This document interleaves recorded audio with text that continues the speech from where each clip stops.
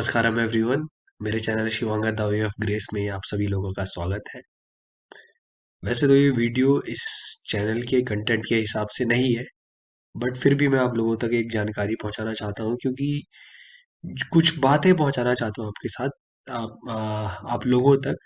क्योंकि मेरी एक जो वीडियो सीरीज चल रही है, रिवाइविंग द इंडियन कल्चर या फिर भारतीय संस्कृति को पुनर्जीवित करने वाली जो सीरीज है, उसके अंतर्गत मैं ऑलरेडी वीडियो बना चुका हूँ, मंदिर क्यों जाते हैं और शिवलिंग का क्या महत्व है और शिवलिंग है क्या। अभी शिवलिंग के ऊपर एक ही वीडियो आई है, 3-4 वीडियोस और आएंगी। वो अभी मेकिंग मतलब वो बन रही है, धीरे धीरे वो अपलोड भी होती जाएंगी। लेकिन अभी की जो वीडियो है, इस वीडियो में आपको ये बताना चाहता हूँ कि हाल ही में मैंने एक न्यूज़ आई है कि आइजैक न्यूटन ने ग्रेविटी जो है भारत से चुराई थी। मतलब ग्रेविटी का जो कॉन्सेप्ट है वो भारत से चुराया गया था। और एक चीज और मैं आप लोगों को बताना चाहता हूँ कि मतलब जो हम साइंस के स्टूडेंट हैं और हमने पढ़ा था कि जो आ, न्यूटन की थ्योरी थी ग्रेविटी की, वो आइंस्टाइन ने बाद में थ्योरी को गलत प्रूव किया था। आइंस्टाइन ने ये बताया था कि स्पेस बेंड हो सकता है, लेकिन आ, न्यूटन ने इस बारे में कोई बात नहीं करी। तो उनकी थ्योरी जो थी वो अलग थी और वो आइंस्टाइन ने गलत प्रूव करके दिखाई थी कि थ्योरी गलत है, लेकिन कैलकुलेशन जो न्यूटन ने बताए थे, कैलकुलेशन जो करी थी वो न्यूटन की बिल्कुल सही थी।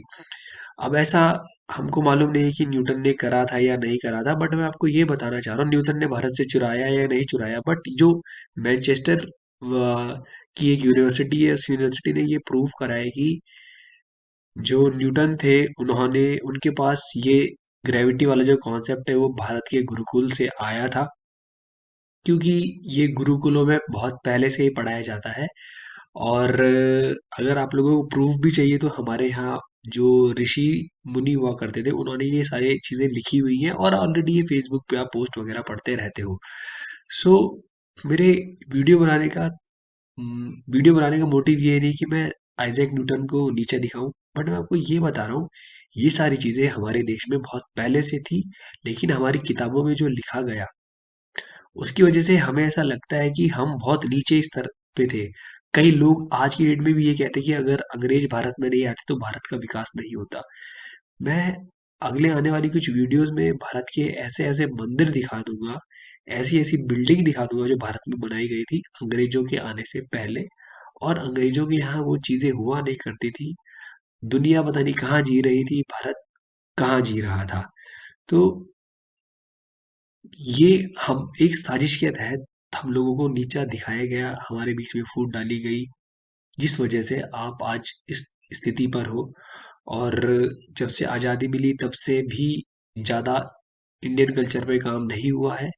वरना जो इंडियन कल्चर हुआ करता था, किस तरीके से पढ़ाई होनी चाहिए या और चीज़ें होनी चाहिए, वो नहीं हो रही है। अगर आप यूट्यूब पे कभी राजीव दीक्षित जी को सुनोगे, तो वो बताते हैं कि किस तरीके से भारतीय सभ्यता थी और किस तरीके से भारतीय सभ्यता को तोड़ा गया, आप लोगों को नीचे दिखाया गया।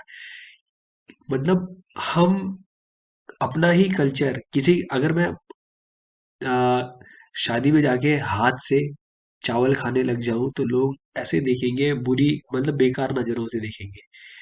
हमें चम्मच से खाना ही नहीं है। मतलब आप कई लोग ऐसे बोलते हैं कि चम्मच से ऐसे खाओ कि वो प्लेट से बिना टकर मतलब आवाज ना आए।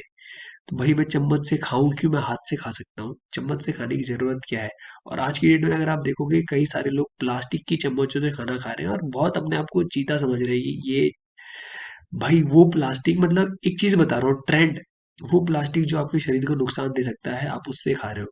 कोका कोला पी रहे हैं, कोका कोला पी रहे हैं, आपको पता है वो आपके शरीर को नुकसान देगा, बट उस समय पीते हुए ऐसा लगता है कि हम पता नहीं क्या कौन सा काम कर रहे हैं।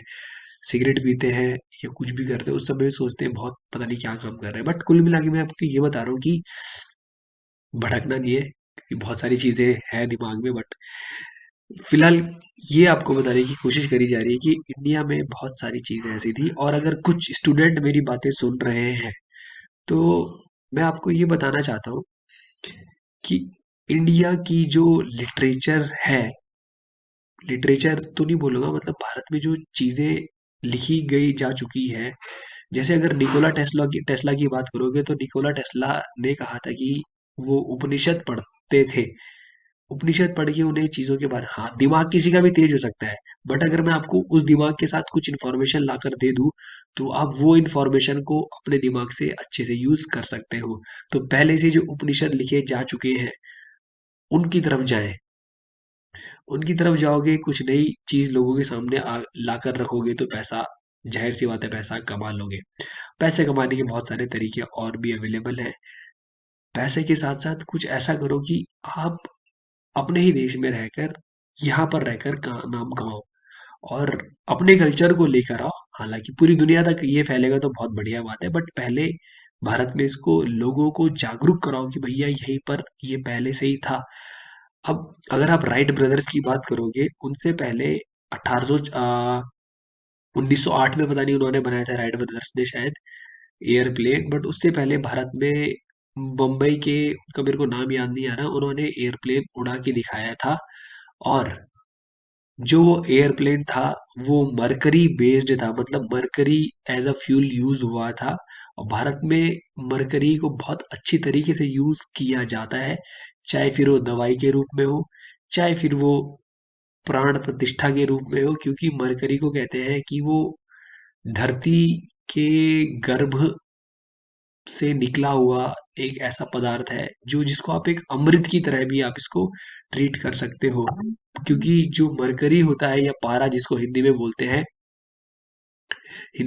हैं, वो उसके अंदर बहुत सारी क्षमता होती है, बट विदेशी जो लोग हैं जैसे अमेरिका ने बोल दिया है कि मरकरी मरकरी जहर की तरह काम करता है।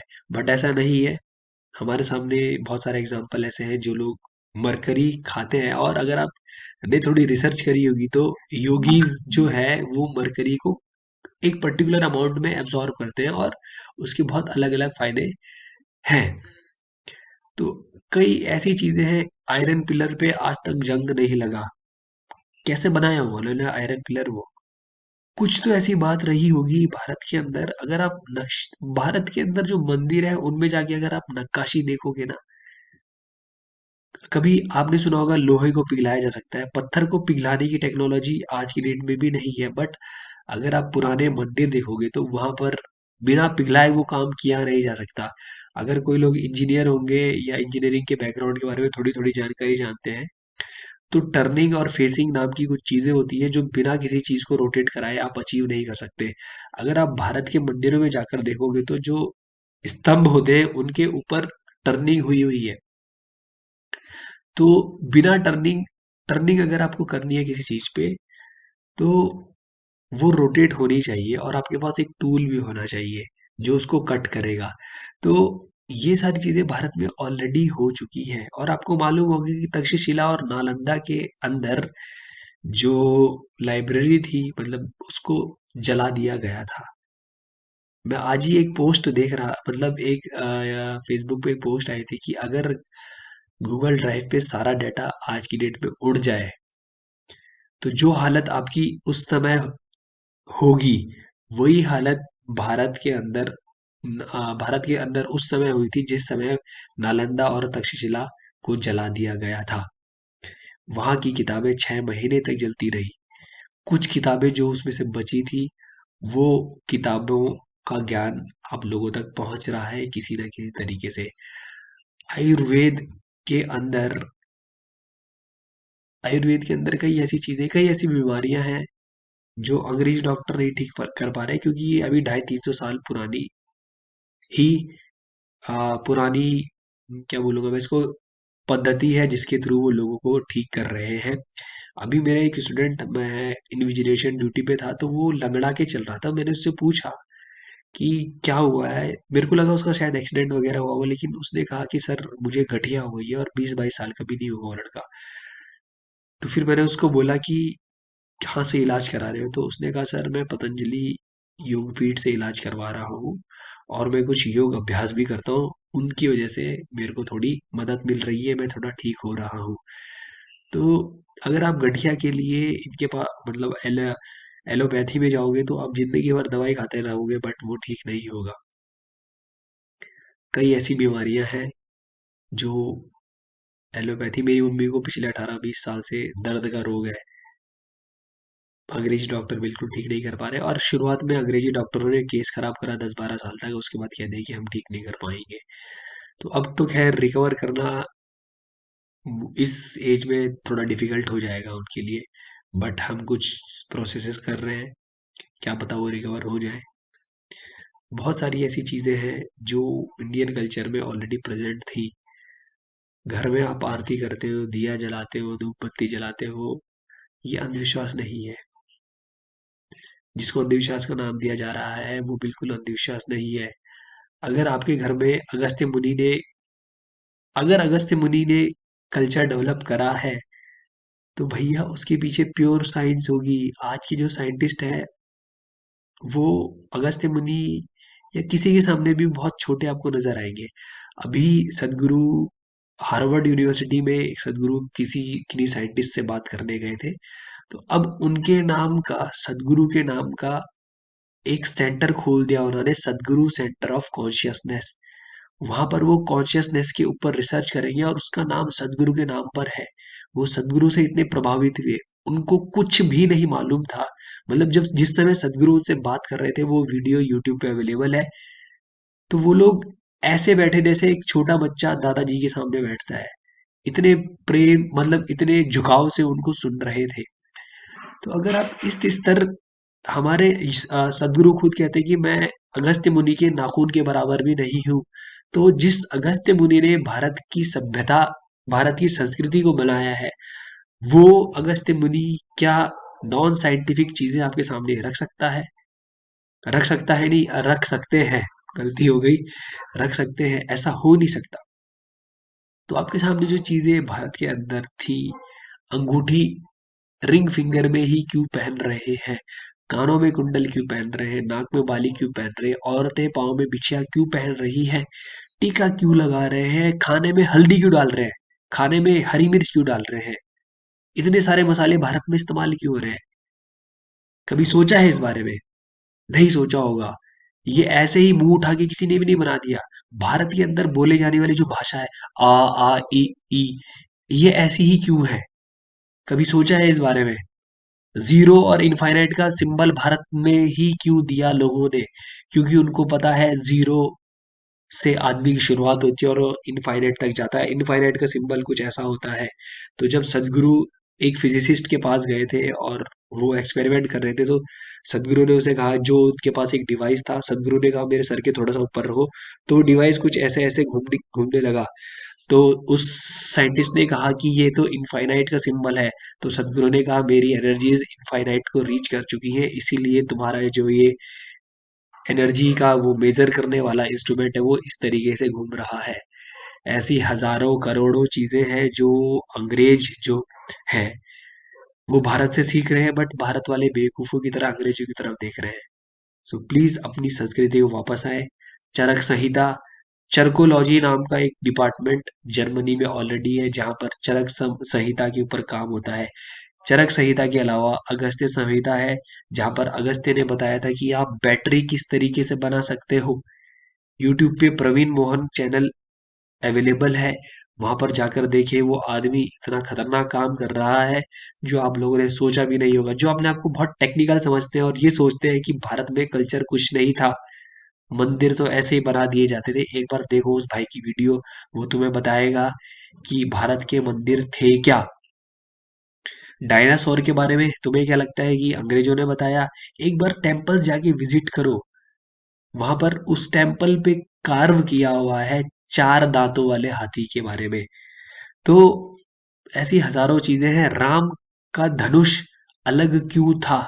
राम दुनिया के सबसे बड़े धनुर्धर कैसे थे? क्योंकि उनका जो धनुष था वो एक अलग तरीके का था। वो वीडियो जाकर देखो, प्रवीण मोहन के चैनल देखो, बहुत ज्यादा जरूरी है। आज की जनरेशन के लिए बहुत बहुत ज्यादा जरूरी है, जो ये सोच रहे कि भारत एक बेवकूफ देश था, लुटेरों का या सपेरों का देश था। हर किसी के बस की वैसे सांप पकड़ना भी नहीं होता। सांप पकड़ने के लिए भी आपके शरीर में एक ठहराव की जरूरत है।